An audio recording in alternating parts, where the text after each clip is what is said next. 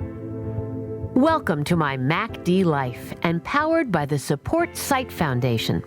This podcast is about macular degeneration and the devastating impact it has on millions of people and their families every single day, 365 days a year. Our mission is simple: to bring hope, optimism, perspective, and education to our listeners. So tune in, buckle up, and put your listening ears on. Here are your hosts, Don Prahl and Shawn Doyle. Hello, everyone, and welcome to MyMacDLife.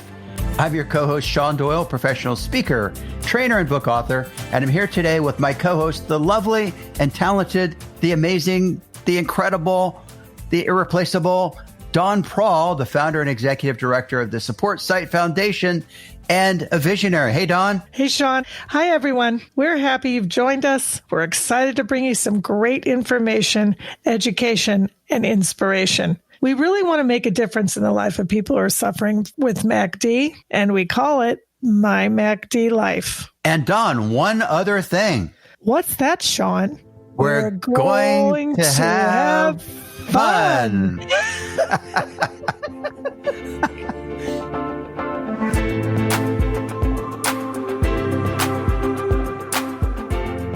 For those of you in the audience today, we're glad you joined us. We're always happy you joined us, but we've got a special interview, and we're going to switch things up a little bit between the co-hosts, me and Shawn Doyle. Yay! Yeah, we're switching it here. up a little because I'm going to put my interview hat on, and I'm going to interview Shawn, because Shawn's got an amazing story to tell. After all, MyMacDLife is about stories, amongst other things. So today we're going to hear from Shawn, and I've got a few questions lined up, and stay tuned to this. Support for today's MyMacDLife podcast comes from Healthy Vision Association, Novartis, The Sparrow, Centric Bank, and Hinkelstein & Associates.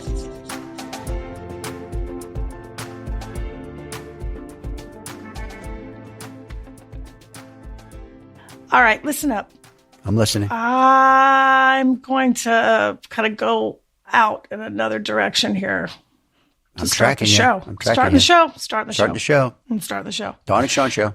Yep. So got a delivery. You know, we're all getting tons of deliveries these days with COVID and where we're at with things. And on the side of the box, I'm not going to name the Fortune 50 company that sent this to me, but you might figure it out. And it doesn't start with an A.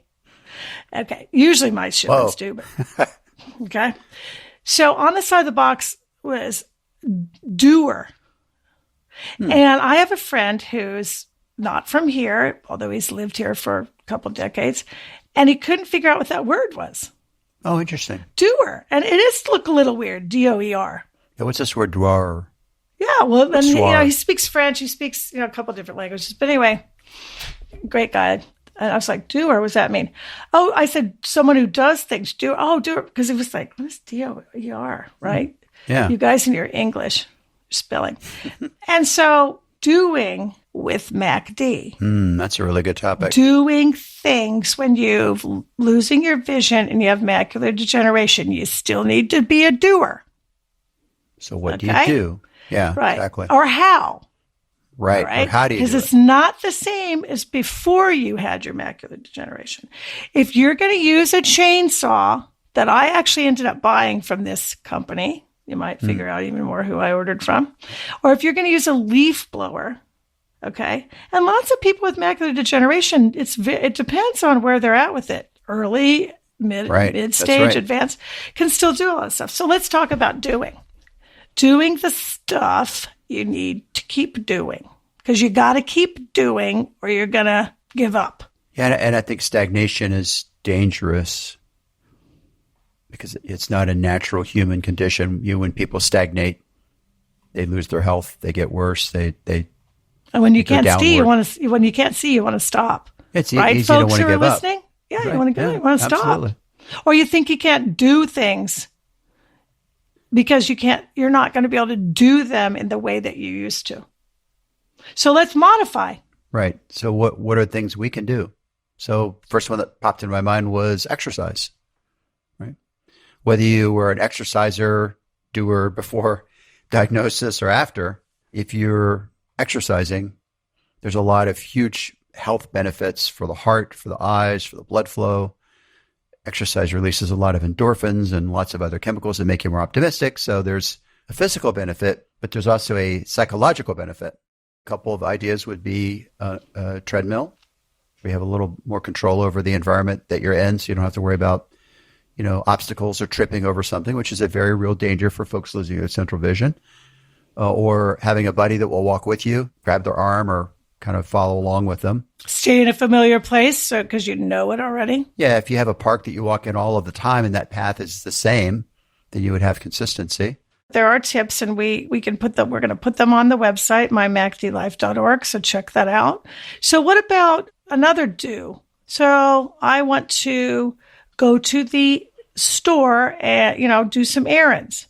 Okay, let's say that you can still drive with your MacD. You go run your errands, but it's more challenging to see the things in the store. Yes. Okay, to check out. Yeah, those things all become more challenging. Right. Are your credit cards in a certain order in your wallet so you know which one it is? The receipt, Exactly. Maybe. No, you don't want the paper receipt. Have them send it electronically. Maybe you've got the software in your computer. You can blow up the assistive. Great idea. Great things idea. like that. I don't know.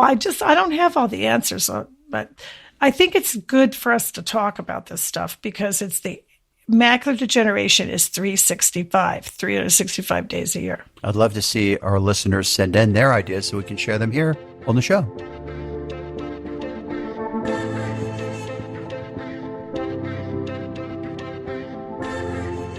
So Shawn Doyle, welcome to the interview section of MyMacDLife, the guest today. It's kind of cool to be sitting in the guest interview seat. I'm not used to sitting in that seat. I usually sit over there on your side.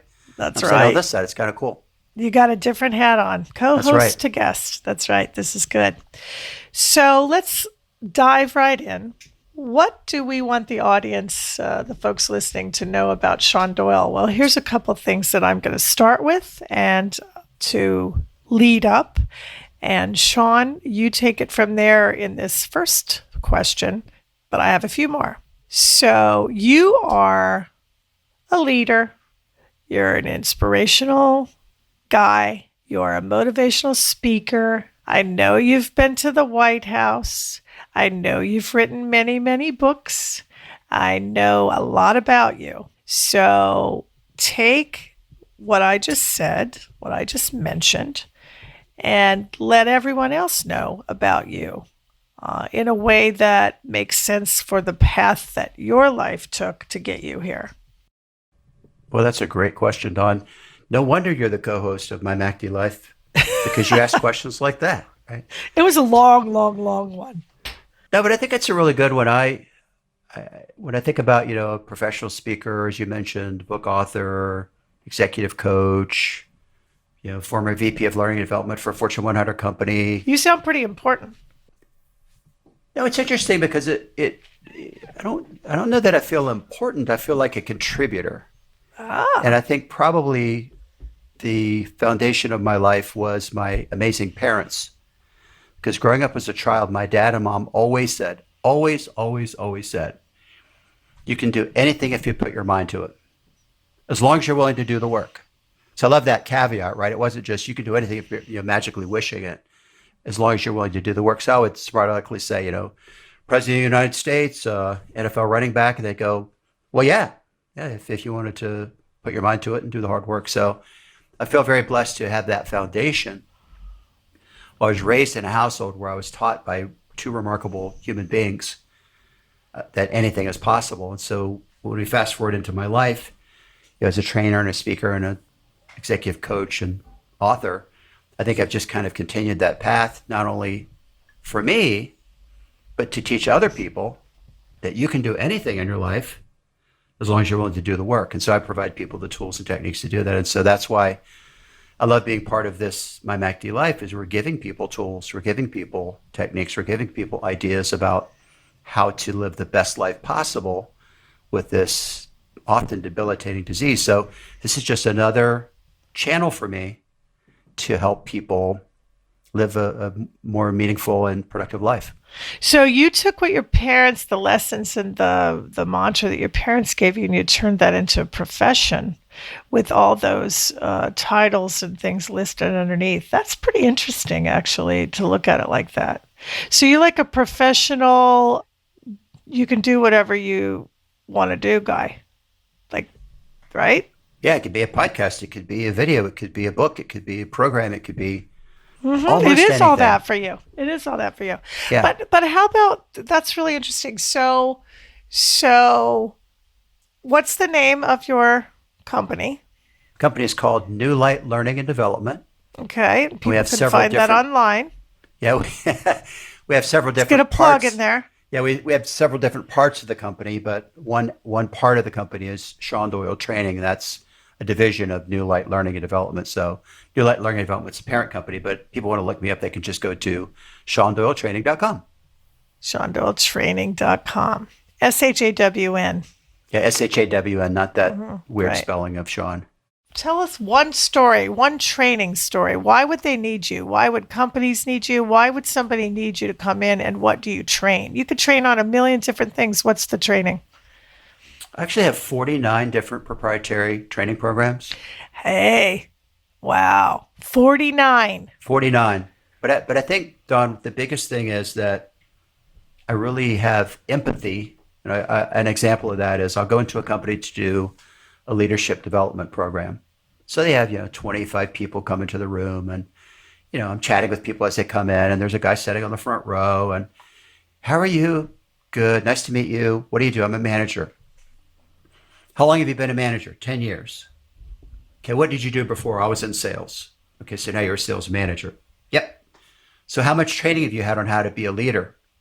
This would be the first one. So I really feel for people who are thrown into a role having never been trained to do any of it, and we expect that they know how.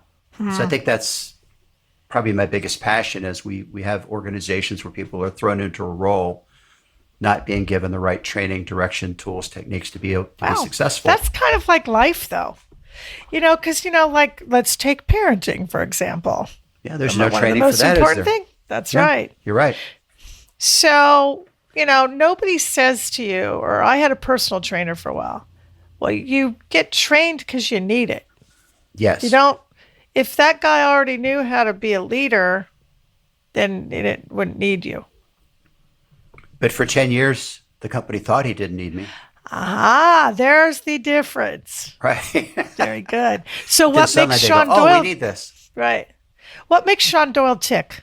I love making a difference in people's lives, personally and professionally. That's what really, it's so interesting because, people say, well, aren't you exhausted? For example, I fly to Missoula, Montana. I do a keynote at a company's conference, and I do a bunch of breakouts after that. That's a big trip, Missoula, Montana, right? That's a big place, a big sky. Yeah, that's right. Beautiful place. Been there. But, I spend the entire day doing keynotes and breakouts and programs and all this other stuff. At the end of the day, somebody comes over and they're like, aren't you exhausted? I'm like, no, I'm like so excited. So the work that I do is not exhausting. It's energizing because it has a purpose, and that's to make a difference in people's lives, personally and professionally. So that's Or what as we makes you call tick? it, help people win at work. So what makes you tired? Administrivia. Please fill out form number 7096439. I'm like, makes my brain hurt because, again, it doesn't feel like it's a contribution. It feels like it's just a rote task, that probably a robot in the future will do. So here's my other question, because we want people to get to know you and understand who you are as the co-host of MyMacDLife, and that's one of many things, obviously, that you do. Name a mentor that you had. Tell a story about a mentor that you had or have. I must give credit to Philemon Lopez. When I was in corporate America, got hired by a Fortune 100 company to be the vice president of learning and development. And on the very first day, I remember sitting in his office and he said, Shawn, here's the deal. You're going to get better. My obligation, my passion, my commitment to you is you're going to grow, you're going to get better. I'm always going to be coaching you and developing you. Sometimes you'll like it, Sometimes you won't. But just know this, you're going to grow. He said, what do you think of that? And I'm like, where have you been all my life? So, Don, in 6 years, this man transformed my life personally and professionally just by making that commitment to me individually to help me grow. Incredible experience. So he paid you to grow? He paid me to grow. And every single person on his team, he had that same level of commitment. So you saw this group just all rise to this highest level of potential that was incredible just because a very gifted leader realized, and I say this all the time, that the single biggest asset that you have is the underdeveloped potential of your people. Can you say that again? Repeat that. That the single biggest asset that you have, and I'll add to that, is not the trucks and the building and the products and all this other stuff. It's the underdeveloped potential of your people. Because if you could harness that, any group that you have, nonprofit, profit, whoever you're working with, personally or professionally, if you can harness the underdeveloped potential of people and they want to grow, it's unbelievable what can happen.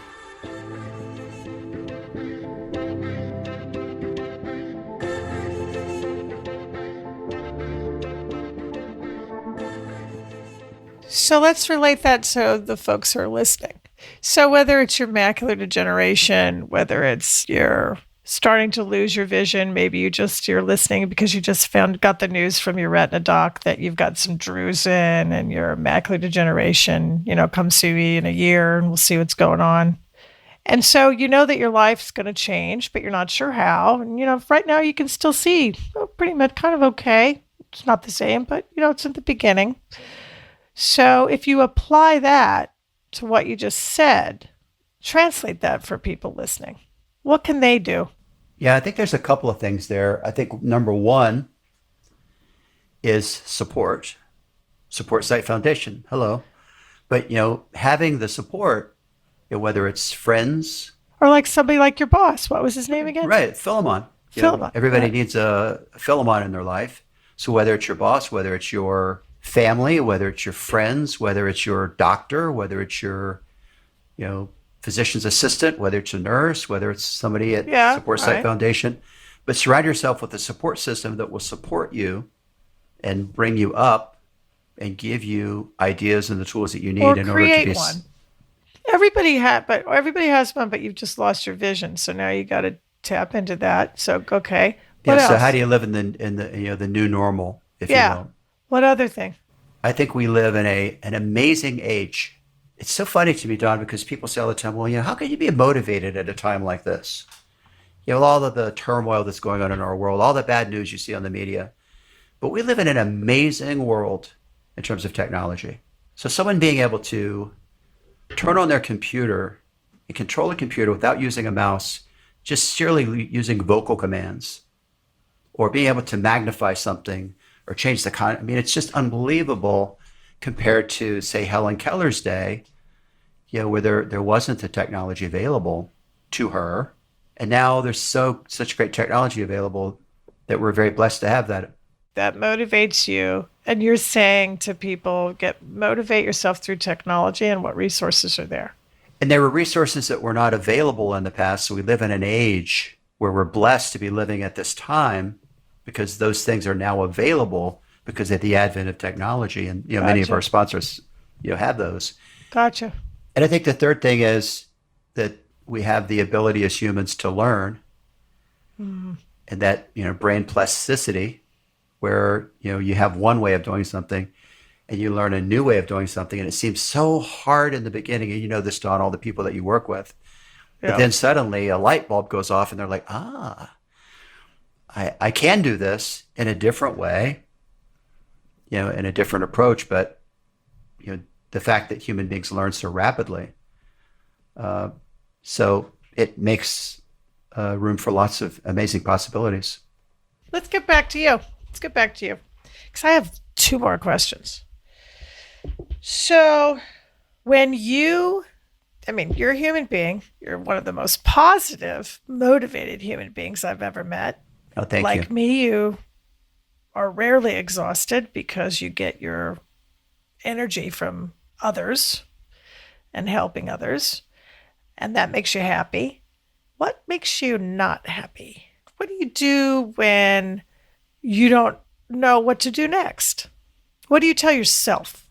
Yep. Because you're so busy telling others and sharing with others. What do you tell yourself? Yeah, probably my biggest frustration is people who are locked into negative thinking. And when you try to help them, they just shut down. Yeah. Can't change it, can't do it, not going to work. And negative people who are, I call them energy sucking vampires. That just That's what I was trying to get you to say. Because that's in your book. Yes. Right? Yes. And you bring up an idea and they go, well, that's not going to work, Shawn. That's stupid. That's ridiculous. Never done it that way.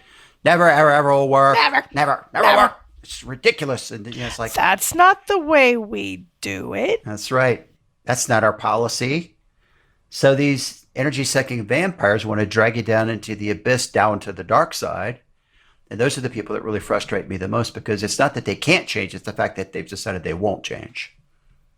And they enjoy being unhappy and making other people unhappy along with them. So you kind of dodged my question though, although that was really good. I'm glad we got to that energy sucking vampire. And for those of you out there, it's okay to call people that. That's right. Or at least think it. That's right. Keep them out of your life. When you're stuck you're stuck and you don't have a fresh new idea, or you're writing your book and you're doing your work. I'm trying to get inside the days of Shawn Doyle when you're going, what do I do next? How do I get, what do you do? What's your remedy for that? Do you go for a walk? Give people, tell them what you do. I think it's two things. I think it's a support system. I have an amazing best. So you ask somebody else to get you motivated. I have an amazing best friend that I can call. I have an incredible wife I married up that I can talk to. You married up. Incredible friends and support systems. So that's one. And two, every morning I do what Hal Elrod calls the morning miracle, where every morning I get up early. I'm on the elliptical, energy, right? I'm eating a nutritious breakfast, energy. And I'm every morning exposing myself to something positive. It might be a podcast like this one. It might be a video. It might be, the latest book I'm reading. And I tend to focus only on nonfiction, self-improvement, motivational books. That's good advice. Constantly consuming positive as an antidote to the negative. That's awesome. And I call it, the bad day prescription, if you will. That's awesome. Bad day prescription. Let's put that on the website, MyMacDLife.org. If you're having a bad day, write yourself a bad day prescription. My wife likes watching It's a Wonderful Life if she's had a bad day. Watch 15 minutes of that. You're good. Jimmy Stewart, I'll get you going. Right. That wasn't too bad. It's a Wonderful Life. I mean, what a great movie. Great guest. Great interviewer. Thanks, folks.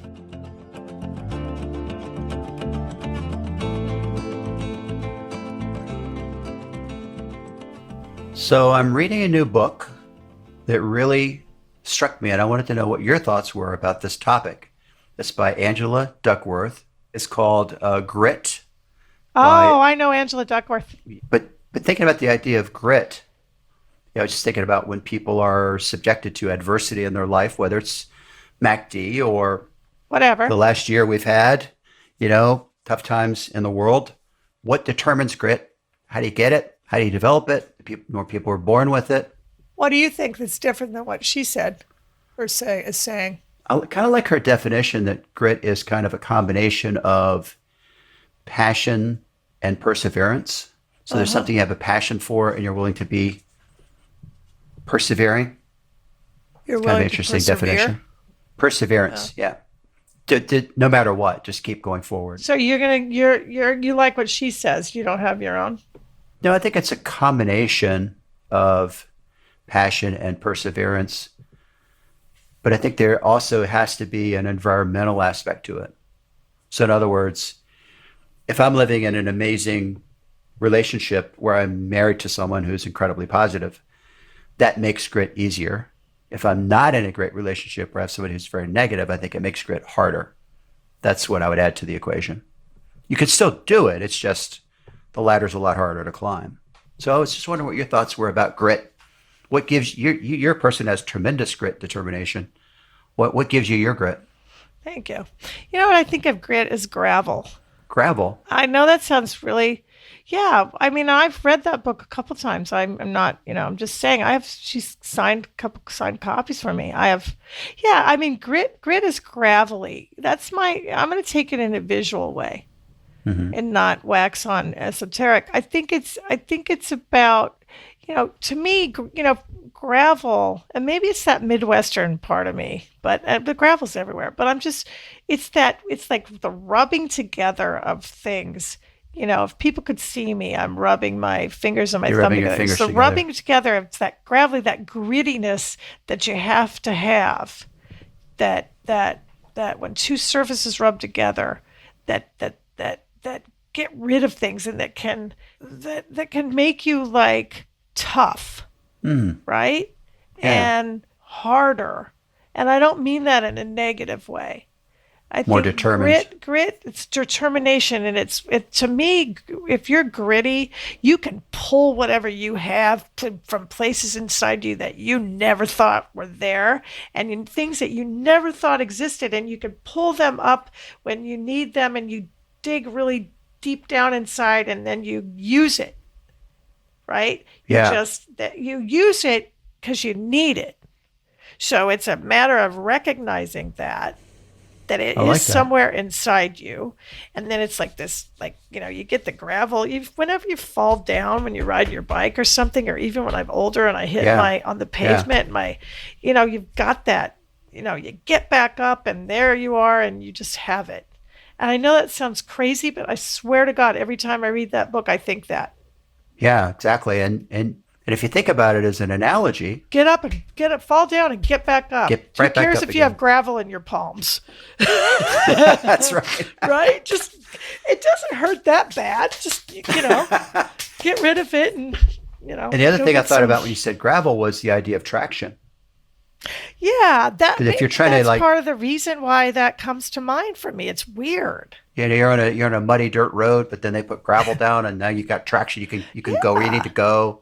There's something. You're not slip sliding and sinking, and so maybe I should email Angela that, because I've never shared that with anybody.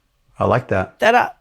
And again, I'm not saying it's right, wrong, or indifferent, but I think it's interesting that I always come at things with words, but that book, that is my visual part of it. So we've got some gritty guests today. Folks are going to hear from. Yes. Right? Yes, absolutely. We, think about, for people who are listening, what's your definition of grit, whether you read the book or not. And, we'll put that on our website. I mean, it's an amazing book. It's been out for a while, and she just keeps getting better and better, in my opinion. Amazing. Yeah. But, so I think it's very thought-provoking, and I think a lot of our listeners would benefit from it. I'm glad when you you're started going through that challenges. book, Shawn. Say again? I'm glad you started that book. No, it's fantastic. Now when you read it, you're going to think about gravel. That's a good thing. That's a good thing.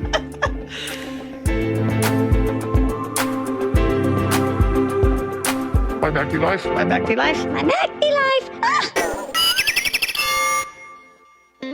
This program is empowered by the Supportsight Foundation. The Supportsight Foundation mission is to save sight for millions of people who suffer from age-related macular degeneration, AMD, and lose their precious vision. As a 501c3 public charity, our goal is to provide patient education and access to low vision resources to help individuals, families, and caregivers whose lives are severely impacted by AMD. We place a high priority on connecting with people, their families, and loved ones who live with the daily struggle of impaired vision. The Supportsight Foundation funds innovative research projects conducted by the top scientists in the field who are on a path to discover effective new tools, technology, and treatments for people like you with vision loss. The Supportsight Foundation, supportsight.org, supportsight.org, or call us at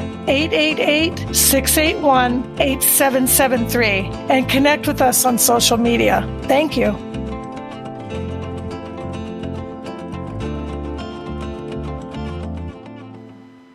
Hi, everybody. It's Christine Petty.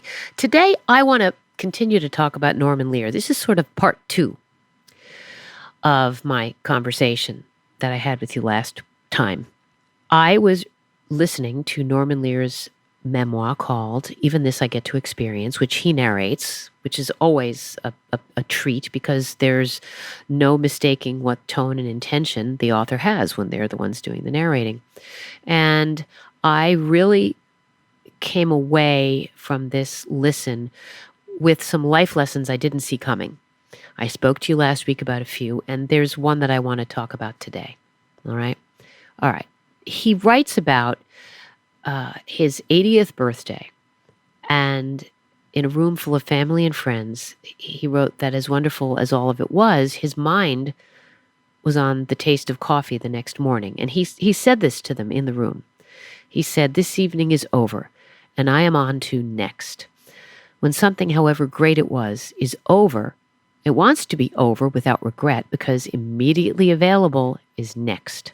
Reflecting on this later, I imagined a bulging hammock between over and next and realized that is where the struggle to live in the moment resides.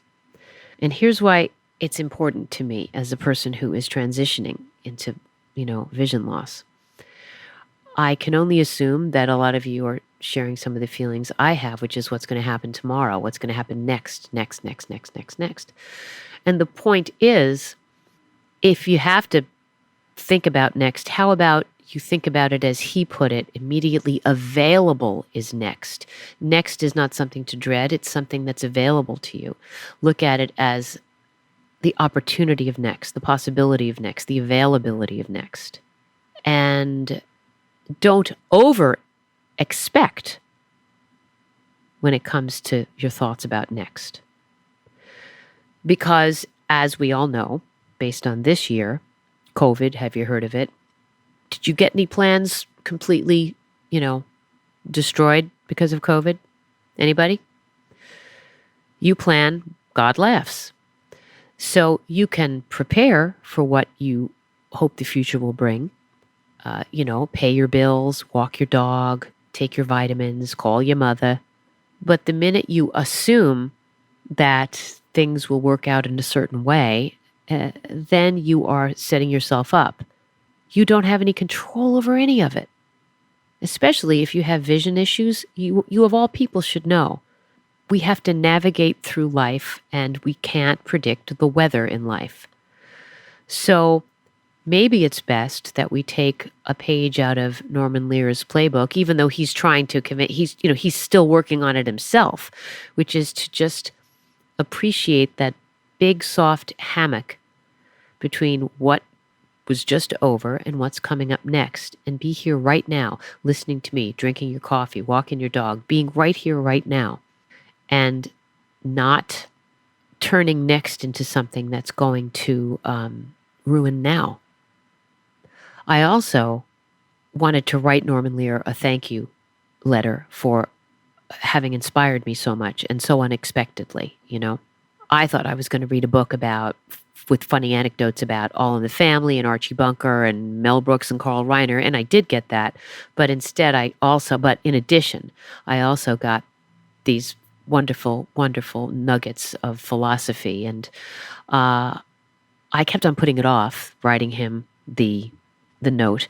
And then about a couple of weeks ago, I had a scare and I thought that I had detached a retina, and I was panicking, obviously, because I can't handle too many more of these kinds of surgeries.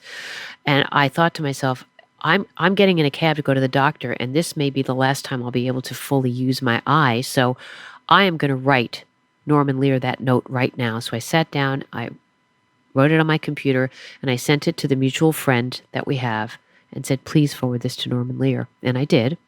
Went to the doctor. Worried. What's going to happen next? Well, guess what? I didn't have a detached retina.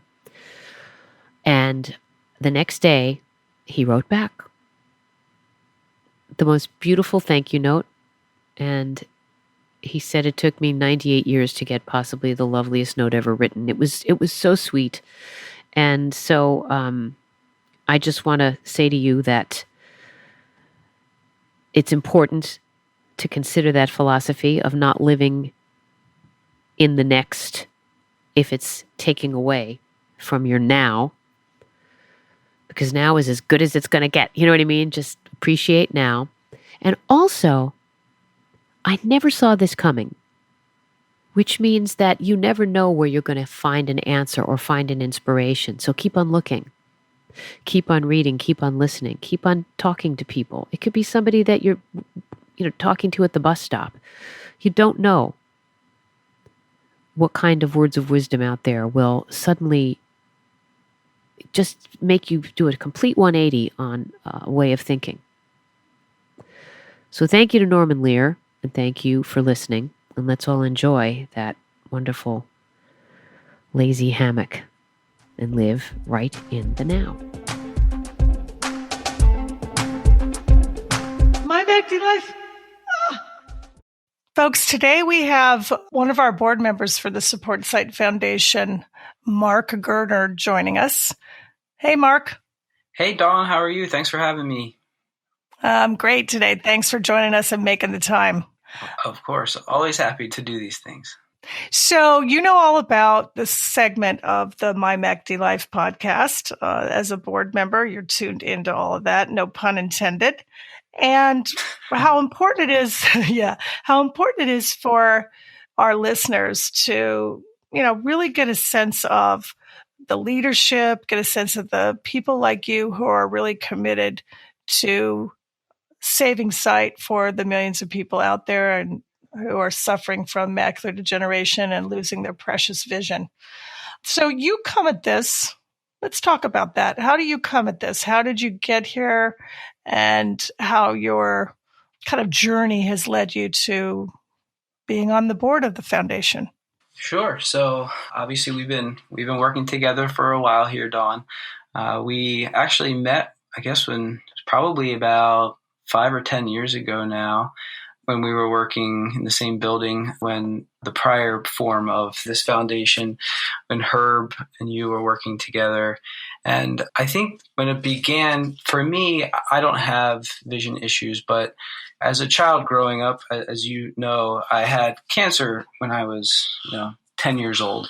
And when I was that age, there was a lot of experimental treatments that I was benefiting from that had, gone through trials, and they were benefiting me. And I was in as many of them as possible to help whoever was after me. So, with this particular cause, it was kind of true to me where, we want to get in front of these things. We want to do everything that we can now to benefit people down the line. So to me, it's an important cause. I actually have it in my family. My grandmother has it, and my uncle also has the beginning stages of it. So it's something that, I've always been interested in helping whoever is next and whoever can benefit down the line. So, that's what I was interested in. And then obviously the personality. So I got to know you, and we worked together on this, trying to, raise awareness and kind of continuing what Herb was trying to do all along with curing macular degeneration. That's right. So just so folks know, the Supportsight Foundation, as Mark was talking about, the previous generation, so to speak, was the Macular Vision Research Foundation. And of course, we have created the Supportsight Foundation as the next step in the evolution, if you will, of our fight to save sight. And Mark was part of that stage of things. So you're right. You've been committed to this for a long time. Let's pick up on your comments about your pediatric cancer. And boy, I can't even imagine, what that must have been like for you and your family to experience and to go through and go through together. And maybe put that next to what it must be like to have macular degeneration and lose your sight, and comment, if you will, on the impact on the family, at least from your experience, and the people around you, and how they helped you get through what you got through. No, yeah, it's something that I don't think everyone always appreciates, how much it affects the family, not just the person who's going through the actual disease or the problem. So I was young. I was 10, 11 years old when this was all happening. I had to go through chemo. I had to have surgery. I came from a medical family. My father was a doctor. My mom was a nurse. So in some ways it was good because, they knew a lot, but that was also in a lot of ways bad because they were always worried about what was going to happen next. They were worried about me. I had to have, some pretty serious medications that affected me, throughout the rest of my life, honestly. And I also had to have surgery. And, when you're going through that, as far as, my parents were my caretakers, right? So my mom was, had to stay home with me. She had to make sure that I was okay. I had to be on crutches. I had to be wheeled around in a wheelchair. And then I had to basically kind of relearn how to walk, relearn how to do a lot of things. So in the meantime, I needed a lot of support from everyone in my family. My parents were with me frequently. My sisters were at home. Other people had to step in. So it was really, a change of lifestyle for our whole family. And I think that that's, exactly what happens when you lose vision, right? You have to rely on other people in your life to help you. To some extent, you just learn to live with the new normal, which is difficult sometimes for me. I had a unique situation and a unique surgery that nobody else had ever had. So nobody was there to say, this is what happens at this stage, right? I think that's one of maybe the benefits of obviously what we're doing here. You want to have that support for people. Not everybody has parents like I had to do what I needed to do, right? This is something that happens typically probably later on in life, potentially, where, your parents aren't around to do all those things for you. So there are certainly parallels, and, how it affects the whole family is really important. It's not just the person that actually is going through the disease. Mm-hmm. Wow. It's really inspiring. I got to tell you, because just listening to you tell that part of the story, and I've heard bits and pieces, obviously, over the course of our relationship and the time that we spent together. But, it makes me think about a couple things: empathy, compassion, like you said, a new normal. When people are diagnosed with macular degeneration for the first time, and, a doc says, oh, by the way, you're going to lose your vision at some point. That's scary stuff, right? Sure. And I think that it's an important point to make too. And having gone through, having cancer and, ultimately when you have that, you end up being introduced to more people that have that. And I'm sure it's the same thing with macular degeneration, but, you go through phases, and kind of the first phase is like, wow, that's a huge life change, right? So you think about how that's going to affect your life. But I don't think at first you don't want to talk to somebody else who's going to say, oh yeah, I dealt with the same thing and it's going to be fine, right? You go through the stage of, you feel bad for yourself, and it's like a realization that this is all going to happen. And then you get to another point where you're like, okay, now I'm going to deal with it, right? And that's kind of where we're fitting in with, the Supportsight Foundation, where, when you get to that point and you're going to have to live with this, you're going to have to deal with this, there's support there for you. But, there's stages of when that's appropriate, quite honestly. And I've learned that over the years. Yeah. Yeah. Awesome. You have to ask for help, and like in your situation, and everybody's, when they're faced with a life-changing situation, you not only have to ask for help, but you also have to seek resources, like you said, like the Supportsight Foundation, and places where you can better understand what's ahead of you. And that's definitely what the role of the foundation, a key role that we play. So I want to circle back to a comment you made about clinical trials. So, we've talked about this, and the audience, it's a good thing to think about if you haven't before. Research makes medicine. And clinical trials for potential new treatments for MACD or new cures, the process involves clinical trials, and it's a key way that people who have the disease can play a role on impacting the future. And the Supportsight Foundation is going to play a role in helping people to connect with those clinical trials. But talk about what that experience was like for you. Sure. So, I'll say the one benefit, when I was receiving treatment, they just finished a trial for a medication that prevented nausea, which is the biggest side effect of chemo. So that was like a huge advancement. So everyone was like, you can't believe how well you're doing compared to the way just a few years prior, how sick people would be. So I really started to appreciate that. And then I was on a couple trials. The one that was kind of the most well-known was called Epogen. And it was famous at the time because these cyclists were taking it as performance enhancers. Wow. But it was really popular. And we used to joke because they'd give us these vials and you could sell them for thousands of dollars per vial, and they were just giving pay it for to your me. surgery. Exactly.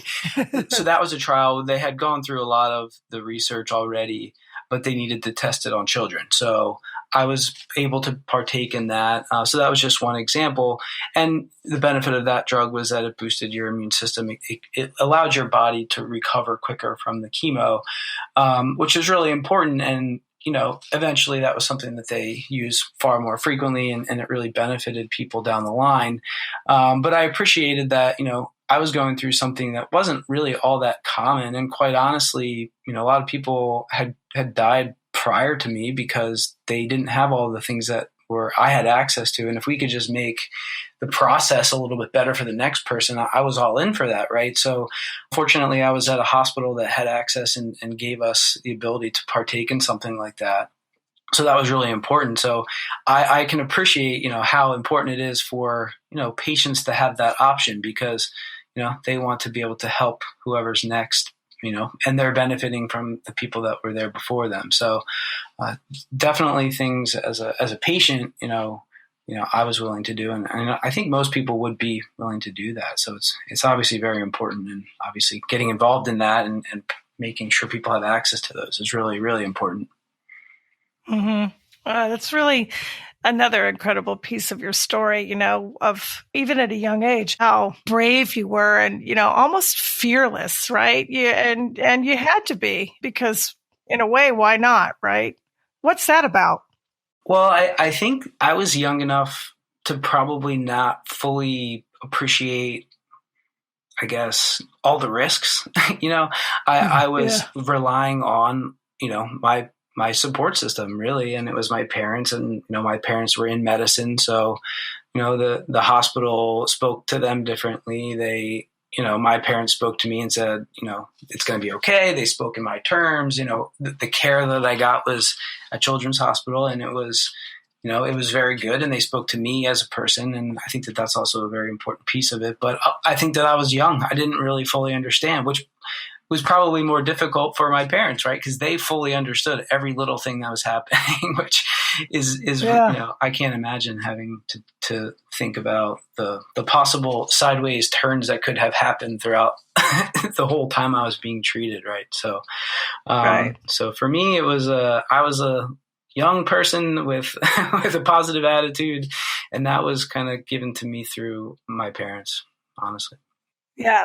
And you're still like that. And I think that speaks to the power of attitude, whether you're young and somewhat, naive as we all are when we're younger and even when we're older in a way. But, just in kind of closing our comments here, first of all, let me say to you how grateful we are at the foundation for your leadership, for your insight, for your willingness to be part of this, because we know that you have a lot of choices in where you want to spend your time and your energy. So I can't thank you enough for that.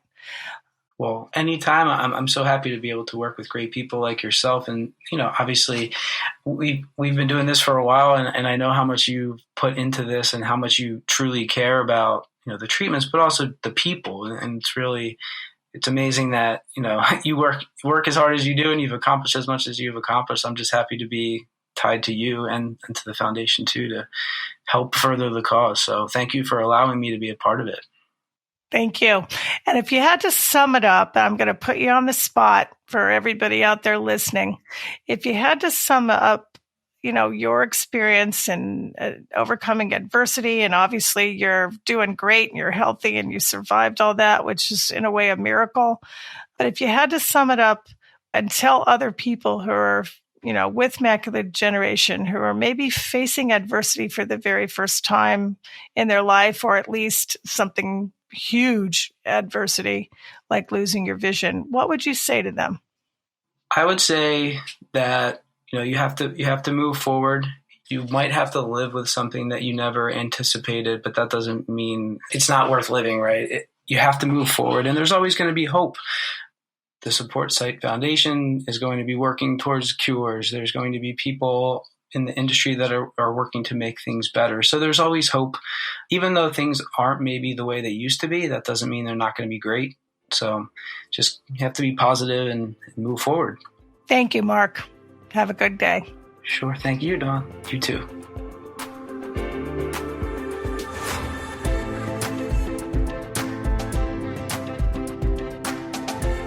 My name is Bill Kilroy. I'm the senior sales director for the Northeast, based out of Massachusetts for Vispero. And I am joined by my wonderful colleague, Mike Wood, who is our strategic accounts manager for education. Hey, thanks, Bill. Happy to be here again.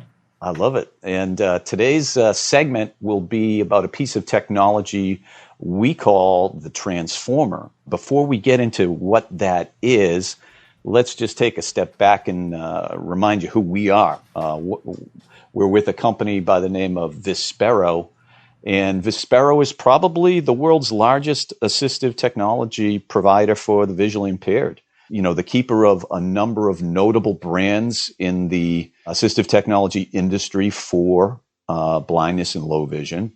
We specialize in assistive technology for people with vision loss.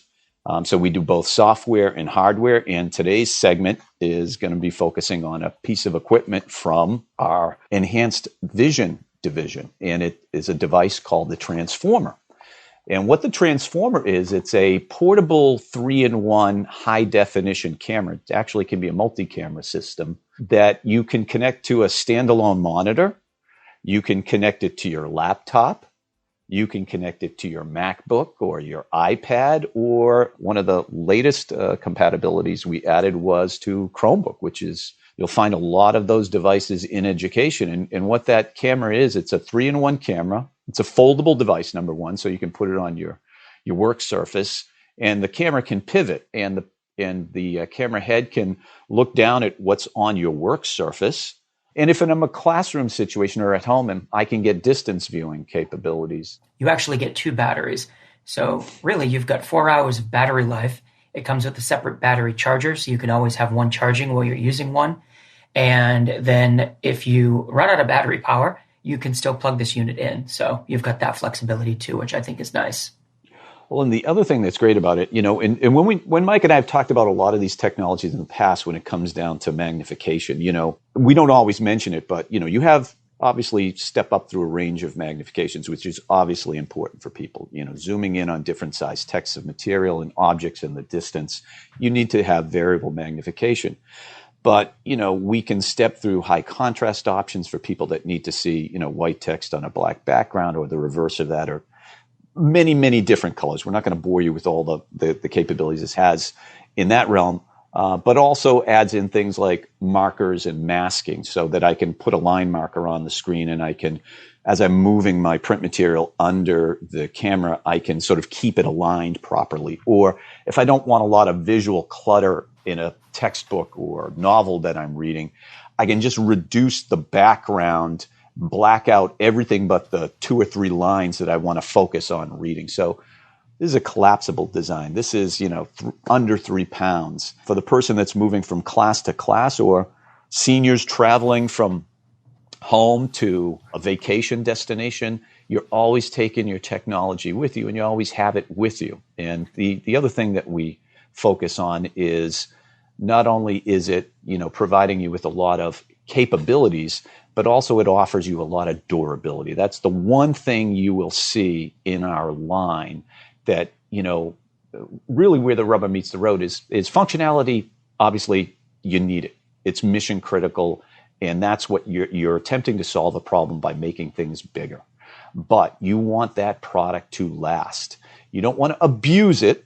But I always say, Mike, if you take good care of it, it will take good care of you.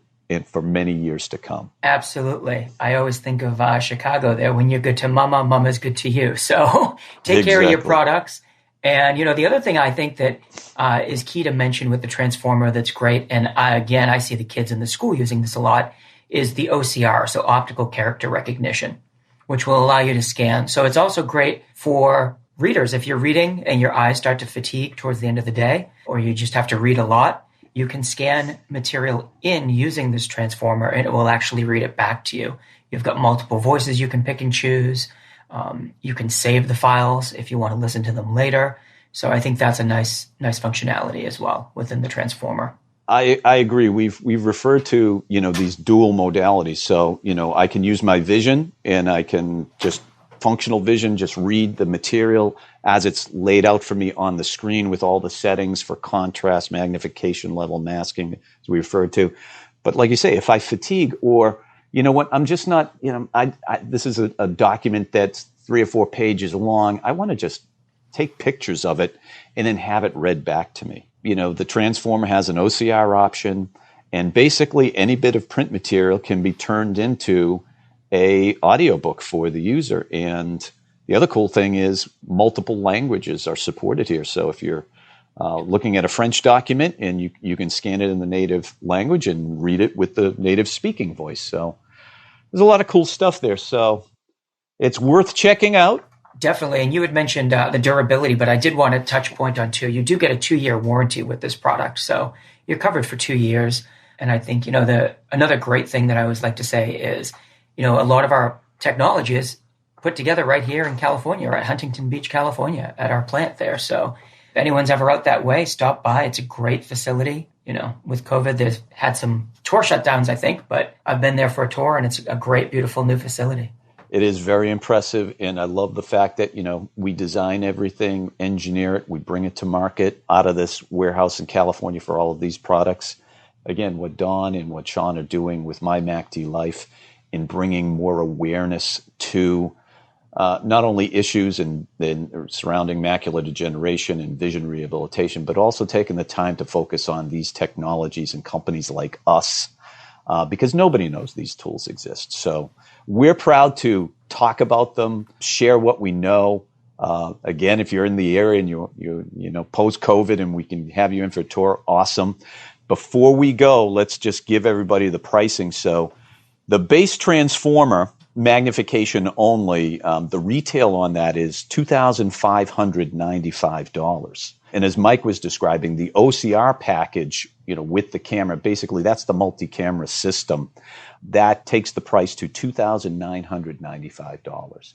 These devices aren't inexpensive, but they provide a lifetime of value. And it's, you got to look at this as hopefully as an investment in your independence, your education in a lot of cases. And for many people still today who are working to stay on the job. And, we're happy to consult with you on these products. So if you need to check it out further, you can go to Vispero.com. You can link to the Enhanced Vision website as well, where you'll find a link to the transformer. Enhanced Vision's URL is www.enhancedvision.com. And don't forget to visit MyMacDLife.org and check out all the cool things that Supportsight Foundation has put together for you as an audience. Take care. Hey, everyone. Thank you so much for spending time with us today. We're really glad you're here. Please come back. Yeah, it's definitely a privilege and a pleasure. And remember, for more information, please go to MyMacDLife.org. We have all sorts of resources and info there for patients who have MacD and their families. And remember to join us next time on MyMacDLife. Thanks for being with us on MyMacDLife, the podcast with a vision to bring hope, optimism, perspective, and education to our listeners. For more information and many great, incredible resources, visit MyMacDLife.org. This program is supported by amazing listeners like you. During the season of giving, please consider a donation to keep our mission moving forward. Remember to subscribe to this podcast on iTunes or wherever you get your podcasts. Until next time, keep living with hope.